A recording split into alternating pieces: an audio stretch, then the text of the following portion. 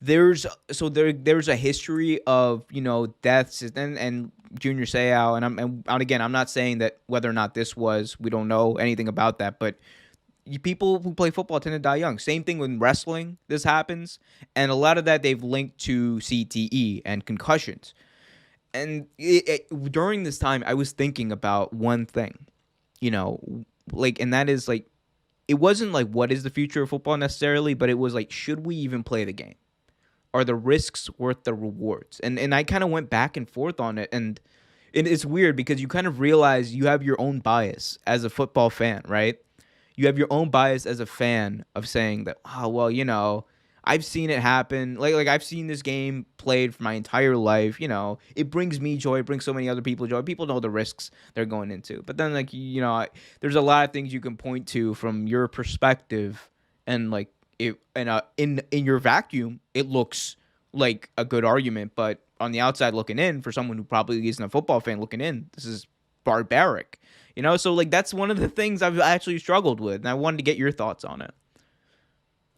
Yeah, I mean, so this conversation comes up periodically whenever something like this happens. And you mentioned Junior Seau. He was one of the first of the former players who passed at an early age that his family donated his brain to science. It's the CTE issue has come through the news cycle. There was the Will Smith movie and the NFL cover ups, and this is not something that's new. And I think it's important for people to know that this information, if you want to learn about it, it is called chronic traumatic encephalopathy. It is disease that you can get in your brain, in your brain, from chronic head injuries, from chronic impact, multiple concussions. Any NFL play, forget about NFL players. I'm talking to people who played in high school, who played in college, anyone who's played the sport of football and who has received multiple head injuries, multiple concussions. You can have this if you have multiple concussion disorder, right? That you have the long lasting effects of concussions. You could have CTE. It's something that could develop at a later age, and it's just something that we don't know enough about. It's something that we are having kids put on pads and helmets and run into each other like little damn robots without knowing what this is going to do to people 20, 30, 40 years down the line. I get, only a select amount, a few people go and play NFL football. And I get that NFL players understand the risks of playing football. I understand that. But to me, this discussion isn't about NFL players. To me, this discussion is about all the kids who signed up for Pee Wee or Chargers or whatever your local area calls it, right? All those 6 and 7 and 8 and 9 year old kids that you're signing up to play football without any idea of what that's going to do to their brain development. These are children, right? Children. And I think that, every time something like this happens, and every time that we send an NFL player who we lost too early to study to see how these injuries affect them, I think that that's invaluable to understanding how we can help people going forward. Because at the end of the day, like, I don't think I would let my kids play football. There are safer alternatives that allow you to get the same experience. I don't need my kid playing middle linebacker to learn team sports. But one thing that I think this is like more of a societal question than anything else. It's not, and like you said, it's not specifically about football. But like, look at some of the alternatives. Like some of the biggest sports, you got hockey, which is extremely physical. Like Yeah. you could get a concussion in hockey. Like 10 years ago, you get a concussion in hockey, not even know it, and like just like continue playing the game. There's fights. They literally fight each other on the court, and it's part of the game. And like boxing. You got mixed martial arts. We don't know the long term implications of that because UFC only really came to prominence in the early 2000s. There's professional wrestling, which I've already mentioned, that thousands of people are doing. People don't it's not a huge like thing, but people, we gotta realize professional wrestling, like like you're hitting on the mat. You're hitting your head. You're hitting your knees on the mat, which is wood. It's not like people don't know. It's not a mattress. It's wood. You are literally putting like your knees onto wood. That leads to knee problems, back problems because you have to land on your back and your shoulders a lot. Sometimes your head. You're doing a lot of headbutts, getting punched. Like so, like there's that NASCAR. We don't talk about that either. Like the dangers that are involved because there NASCAR and stock races. There's crashes all the time. We saw at the Daytona 500 last lap. There was a huge crash that like changed the entire outcome of the race, and that's part of their game, and that's part of their sport. Stock cars. Dan Weldon, one of the best, won the Indy 500 a few years ago. One of the best racers in the world at the time. Just a few years ago, passed away because of an accident in on the race course. You know, and like it goes on and on, and like you kind of like think to yourself, like can like and you said basketball, right? And like that's one sport that people are exceedingly going towards as a sport to go to, but can we have like can we actually as a society have sports without that like lingering danger? Because there's dangers in a lot of sports, even in basketball, like to a smaller extent than most, right? Like there's a danger in that, and I think that's also part of the appeal, as sick as it sounds, right? In some of these sports, the danger in it, because like in boxing, what does everyone want to see? Boxing, UFC, you're waiting for that knockout. Like, come on, you're Yeah. waiting for that knockout. In We football, cheered when Nate Robinson got put on his ass. well, yeah, that was for multiple reasons. He was talking a lot of shit, but look, like NASCAR, you're just waiting for that crash. Football, you're waiting for that big hit.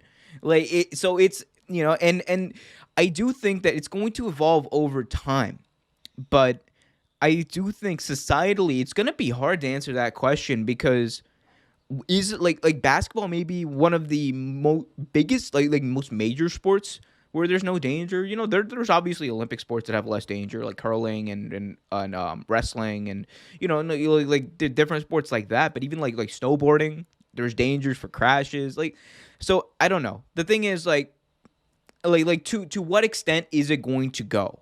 Like, do you think like what's the maximum that can happen? What's the maximum that will happen? And like that's the question that keeps coming to my mind. Yeah, I think you got to look at it kind of two ways, right? It's the first way is that I don't think it was ever not known that these sports were dangerous, right? Like people Right. aren't stupid. Like they see like even in the early days of football, they see what this stuff does to people. Any athlete will tell you, "Yeah, man, of course I gave my game to the sport. I gave my body to the game." Like of course, like it is what it is, right? You do it for the sport, you do it for the love, you do it for the glory, you lay everything you have on the line, right? And any athlete will tell you that, whether it's 1955 or 2021. And so I think that that's kind of the first thing that we have to look at is that terrible, violent, aggressive sports like that's been around for all time. I mean, the Romans used to impale people for sport in the Colosseum. Like that's what it's there for, right? Like it is every society in human history has had violent sport. It's just so when you look at it that way, you say, okay, well, why then are we different, right? And I think the question is how do we balance the violent sport aspect of we're just going to accept that these are things that we want with doing our best within that context to keep these people safe. And the big travesty with the NFL especially was that they knew the dangers were so much greater than anyone ever knew, and they sat on that information, and that's what the Will Smith CTE movie is about, is that they sat on the information, that they actively attempted to keep it from being published, right? That they harassed scientists and journalists to keep it from being published and disseminated. And I think that all you can do is create awareness for these issues and to let people know that, hey, sign your kid up for football if you want. No one's taking that choice away from you, but you have to understand what that could look like. And what we don't know is what that does to the average, 8-year-old to play Pee Wee football. We just don't know. The average kid who plays, Pee Wee football from like 8 to 14, they're not going to play high school football. Maybe they played in their freshman year and then they quit. I know a lot of dudes who played freshman football because it was a thing to do and it was how you met people, how you were cool in high school, right? And then they quit after that because it just wasn't for them. They weren't gonna, go to college and play Right. football. But like, what does that do to people? Just those 6 years alone of taking those hits as a child, in the puberty, in the most active parts of brain development. What does that do? We just have zero idea. Right. And to me, that's the big issue is that we just don't know what that risk looks like. And if you Right. can tell me what that risk is, if science ever figures out what that answer is, and you can make that awareness out there, then fine. Everyone has a right to make that choice for themselves and for their family and for their children. I'm not taking choice away from people, but I'm very pro awareness and learning of the issues with the choices that you're making. And if you as a family or as a 12-year-old or as a a mother or a father are comfortable with taking risks that exist, then I mean by all means I can't stop you, but just really think that through and what that means and what that can do to you.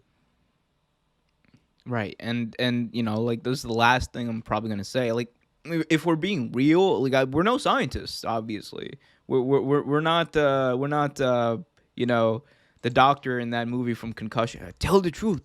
That's not who we are. But like obviously, just looking at what's gone on with CTE research, what's going on with the players, what's going on with just athletes in general, of in these violent quote unquote sports, dying at early ages. I think we kind of have an indication about what the answer to your question, Johnny. Like like is it unsafe, or is it like it probably is it worth like playing? Like we probably have an answer. Like the probably are a lot of terrible consequences for young people to get involved in these dangerous sports in the long term. The only question, and I think you put it right, is you know do we take that choice away? I don't think so. But I think like over time, if it really is, if people are really turned off by those sports and by like that danger, I think it's just honestly gonna naturally people are gonna go away from those things. And we've seen the NFL take a little bit of a hit in recent years because of it. And we so like there is that lingering threat too, and the league's tried to make it safer for players, and a lot of times very annoyingly so, calling sacks, roughing the passer penalties, which I mean, look at that point, like I mean, you just have like a just don't sack the quarterback, let him throw it, and like if they don't throw it within like 10 seconds, like call it a sack or whatever, like right. I see, like, and like that stuff, like if they didn't do stupid shit like that, and I understand they're trying. You're trying to make the games as safe as possible, and some of the initiatives that they have done are good. Like they like immediately at the high school and pee wee level, they're teaching kids never to go for the head. Right? They're teaching kids like more safer ways to tackle, which I think is a good thing. Like it diminishes some of the risk involved. Like you're not having people going out there and like hitting each other in the heads every like almost every other play, but at the same time the running backs do that anyway. So it's a catch-22. You don't know. And the Yeah, offensive linemen do it anyway. oh my god, offensive people need to there needs to be a movie about the trenches. Some of the shit that, especially in the 70s, if you look at some of the shit, they would be punching each other in the face. It's insane with some of the stuff that would be going on. But yeah, I don't know. There is no answer right now, and hopefully we find an answer soon. I Hopefully. hope like it doesn't take more people, more players like Vincent Jackson, or like Joey out in like Wyoming that we don't know about, who might have had similar problems because he played football when he was younger. Like those are the stories we don't hear either. So there's like no real number we can put on it, and that's why it's important to like do that research, and it's important for us to support that research as well as fans. Thanks for watching this video from Real Take Sports Talk. Remember to like, share, subscribe, hit that notification bell so you get notified whenever a new video is released. Also, remember to check out our live show every single Thursday at 8 p.m. right here on the YouTube channel. And remember, keep it real.